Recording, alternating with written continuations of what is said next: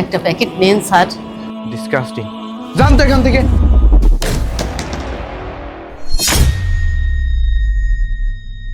কি ইফতারি আনতে হবে? তুমি বানাওনি? আচ্ছা ঠিক আছে, আমি নিয়ে আসবো। স্যার স্যার আমার কাছ থেকে ইফতারি নেন স্যার, আমার কাছে সব রকমের ইফতারি আছে। তুমি এক কাজ করো, ওই ফল দিয়ে জুসগুলো রেডি করো, আমি খুব কুইকলি চলে আসবো। স্যার কি কি ইফতারি দেবো স্যার? এই, আপনি দেখছিলেন না আমি ফোনে কথা বলছিলাম? আপনি কি কানে কম শোনেন? আপনাদের মতো ইডিয়েট মার্কা লোক আর ভদ্রতা কি বুঝবে? আমি বুঝতে পারিনি স্যার। হ্যাঁ, এখন বলেন কি কি ইফতারি দেব? এই, আমি কি একবারও বলেছি যে আপনার থেকে আমি ইফতারি নিব? না মানে ফোনে শুনলাম আপনি ইফতারি নেবেন, তাই। আপনাদের মতো লোকেদের কারণে পথ চলা যায় না। ডিসকাস্টিং। স্যার আপনারা যদি আমার কাছ থেকে ইফতারি না কেনেন তাহলে চলবো কি করে স্যার? গতকাল মা বাড়িতে আসেনি, মায়ের কিছু হলো না তো?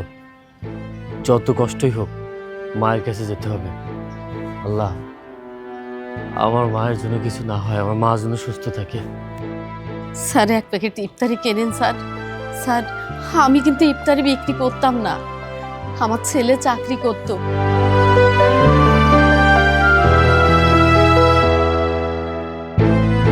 একটা অ্যাক্সিডেন্টে আমার ছেলে পঙ্গু হয়ে গেছে, তাই এই কাজ করি। একটা প্যাকেট নেন স্যার। ডিসকাস্টিং। জান তো এখান থেকে।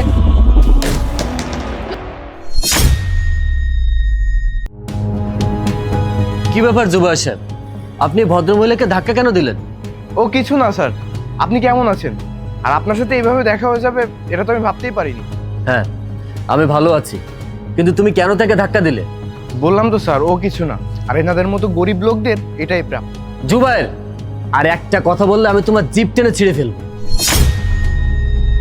স্যার